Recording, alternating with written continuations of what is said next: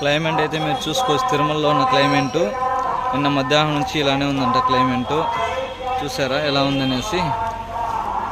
ఇప్పుడు టైం చూసుకున్నారంటే 9:30 అండి. 9:30 మార్నింగ్.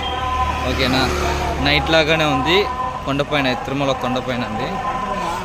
చూసుకోవచ్చు వ్యూ ఎలా ఉందో. మేము రూమ్స్ అనేది మాకు అలర్ట్ అయిందండి. ఇక్కడ HVC అనేసి 702 రూమ్ నెంబర్ మాది. ఇక్కడే ఉంది, పక్కలోనే ఈ బిల్డింగ్లోనే ఉంది. పైన డిపాజిట్ 500 తీసుకుంటారు.